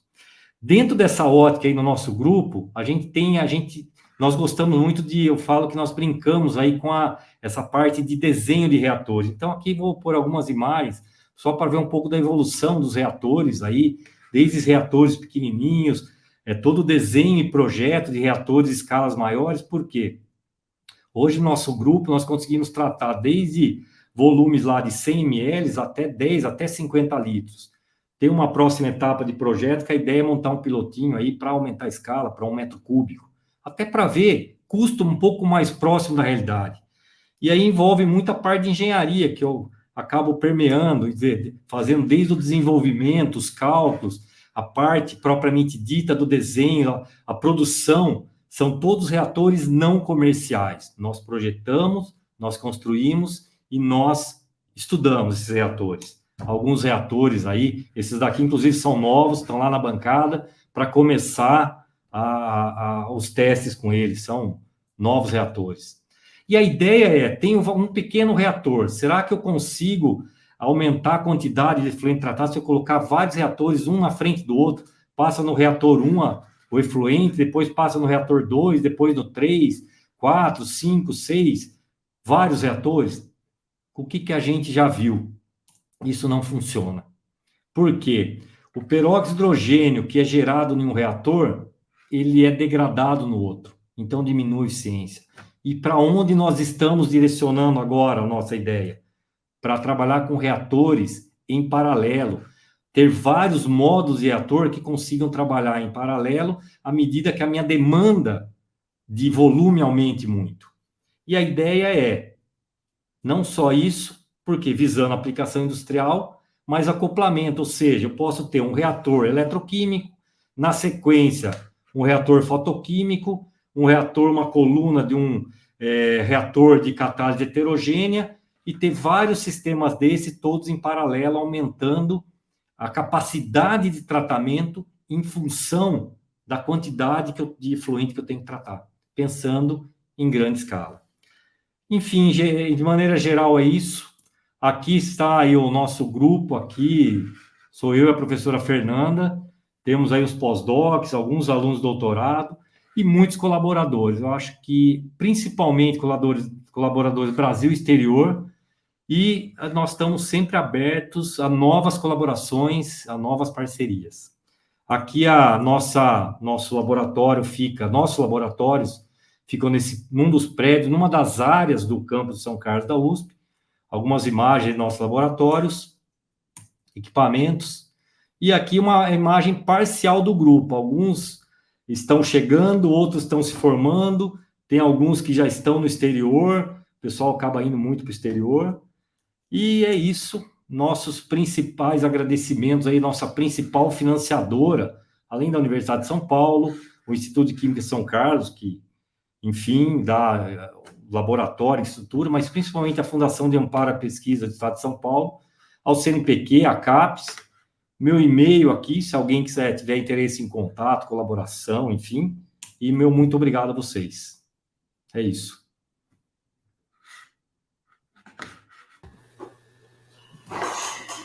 Obrigada, professor Marcos. Muito obrigada pela sua interessante palestra. Temos ainda uma grande audiência. Algumas perguntas foram registradas. Agradeço a todos que fizeram perguntas. Eu vou passar algumas de uma forma um pouco mais resumida, porque elas têm o mesmo conteúdo, né? E vamos começar com algumas delas, né? Você mencionou, né, durante a sua apresentação, algumas das limitações das técnicas de oxidação eletroquímica, né? E há 3 ou 4 perguntas que tratam dessa questão. Quais são as principais limitações, os gaps? Também uma pergunta relacionada aos fornecedores de eletrodos, como você mencionou, são os fabricantes no exterior também dificultam, né, um pouco a expansão da tecnologia. Então, quais são os principais limitadores para a aplicação dessa técnica e se há exemplos ou casos de produção de água de reuso a partir de processos de eletrooxidação? Eu acho que assim, bom, em duas vertentes aí a pergunta, vou tentar responder, Regina, e você me orienta se eu estou fora ou não. Eu acho que primeiro, eu não diria dificuldade, eu diria desafios dessa área, como acho que os próprios processos oxidativos avançados, aquela ideia de que só vai haver, a tecnologia só vai baratear se houver pressão governamental legal que obrigue as empresas a adotarem a tecnologia. Porque dificilmente uma empresa vai adotar uma tecnologia se aquilo que ela faz já é suficiente em termos legais. No caso da eletroquímica, eu acho que o fato de você trabalhar com catálise heterogênea, isso é um fator limitante da escala. Então, você não pode ter um reator de 15 metros cúbicos, adicionar os reagentes e fazer o tratamento. Então, tem o escalonamento, essa dificuldade. Mas é possível superar isso? Sim. Nós temos o know-how, nós temos tecnologia. O que nós não temos é interesse comercial, investimento para produzir plantas, piloto, em grande escala. Em relação eu acho que essa seria a principal dificuldade.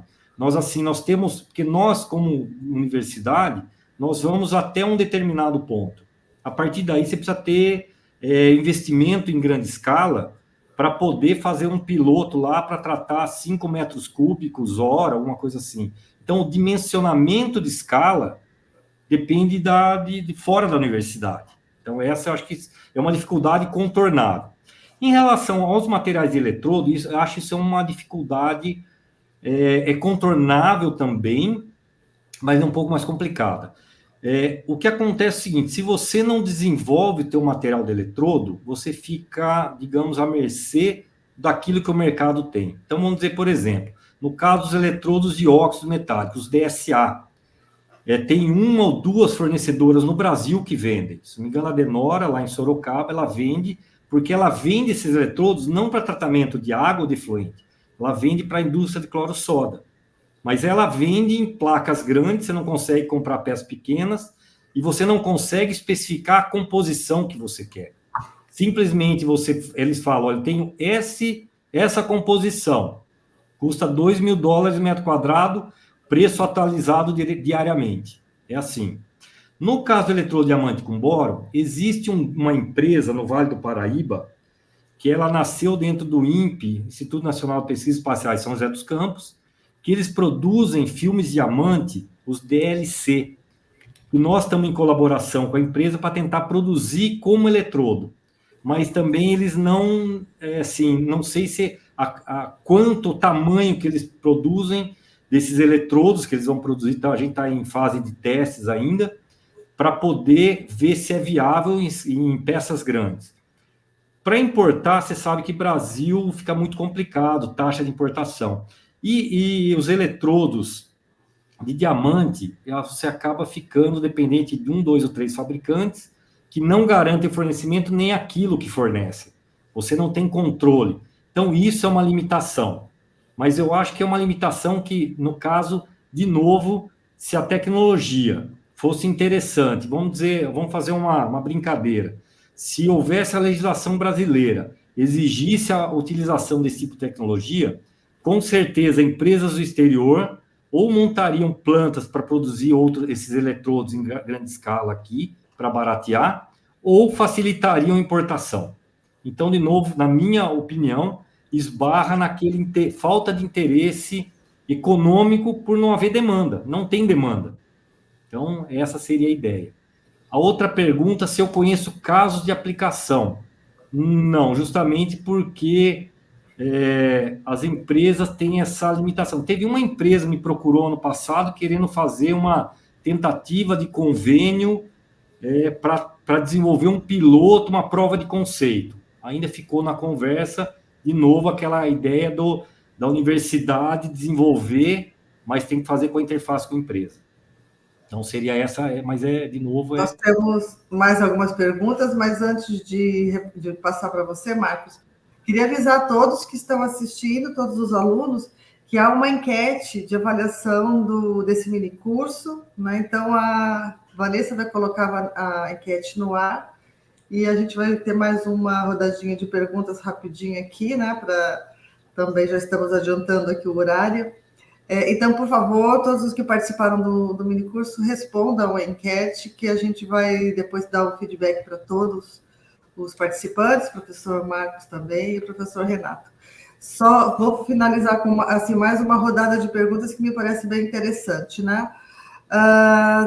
Em relação aos eletrodos de difusão gasosa, e que envolvem aí o uso de carbono, materiais derivados de carbono, há uma pergunta sobre o uso de fontes alternativas, ou eletrodos de carvão ativado, de biochar, e também nesse processo de uso de produção de peróxido de hidrogênio, qual seria o eletrodo mais adequado para este fim na eletrogeração de peróxido de hidrogênio? Olha, eu vou começar ao contrário, pela segunda pergunta. Eu acho que se falar em termos de eletrodo mais eficiente ou melhor eletrodo, eu diria o seguinte: eu ainda sou a favor, o mais barato é o mais básico, o mais fácil de produzir, por exemplo, que usa o carbono em grande quantidade. Esse carbono que nós utilizamos, nós compramos ele comercialmente. Então, é o mais barato. Eu modificar, eu poderia gerar escala e ter aumento de eficiência em termos de diminuir corrente, diminuir consumo energético, mas aí teria que estudar caso a caso. Nós temos vários estudos em andamento, várias publicações, mas eu diria que eletrodos à base de carbono para eletrodo de difusão gasosa são bons, são os melhores. Em termos de falar se outras fontes de carbono, sim, desde que eu consiga produzir um material amorfo, mas que ele seja condutor elétrico. Por exemplo, carvão ativado, eu não sei se ele é condutor elétrico, se daria para utilizar. O biochar, mas desde que eu tivesse uma queima parcial para reduzir, eu tenho que ter um processo, tem que produzir pelo menos um semicondutor ali. Então, tem que ter uma queima controlada do material à base de carbono para produzir esse material grafítico que a gente fala, que é um condutor elétrico. Que nem eu comentei, tem alguns trabalhos aí que nós estamos desenvolvendo em colaboração, que o pessoal está usando resíduo de palha de cana-de-açúcar, lodo de esgoto, de tratamento de esgoto, para produzir, por queima controlada, produzir um carbono que a gente possa usar e possa modificar para chegar numa eficiência igual ao material comercial. A diferença é que o material comercial ele tem uma composição controlada. E como eu tenho grupos funcionais ali, isso afeta o meu rendimento. Então, nesse sentido. Acho que eu respondi, não sei. Renato, alguma pergunta? Não, eu só queria... Tem muitas perguntas sobre a disponibilização, né, do curso. Só queria lembrar que o curso vai estar disponível na página da ABPOA, tá, para que vocês possam visualizar. Só apenas isso, Regina. Eu acho que, em função do horário aqui, eu tinha pedido para o professor Marcos para uma palestra de um minicurso de 2 horas, estamos chegando ao fim. Temos várias perguntas aqui, eu vou registrá-las todas, então não se preocupe, vamos tentar organizar as questões, as perguntas, para colocar também uma posição geral, né, dentro da finalização desse minicurso. Agradeço imensamente ao professor Lázaro por ter aceito o convite para estar aqui conosco.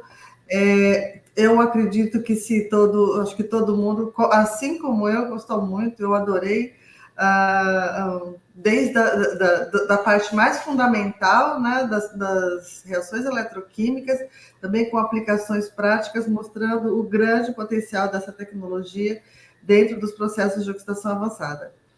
Então, eu acho que, em nome de todos os participantes aqui, estamos muito felizes com a sua participação. Agradeço a todos os alunos que ficaram, né, desde o começo até o fim. Temos ainda uma grande audiência, né? Deixa eu só olhar aqui. Mais de 240 ainda, hein? Mais de 200. Nossa, bastante gente, hein? Aguentou até o fim. Sim, sim. Parabéns, professor Marcos. Parabéns, Renato, pelo incentivo, estímulo aqui da gente chegar nesse primeiro mini curso. A gente vai ter outros, pessoal. A gente até o CIPOA, que a gente está organizando, então fiquem ligadinhos aí. A gente vai tentar fazer mini cursos a cada 2 meses, né? A nossa preparação, o esquenta, né? Para o CIPOA o ano que vem. E obrigada a todos. Boa noite a todos, então. Obrigada, Renato. Obrigado por tudo. Boa noite. Boa noite. Prazer. Obrigado, gente. Tchau, tchau, gente. Tchau, Obrigada. tchau.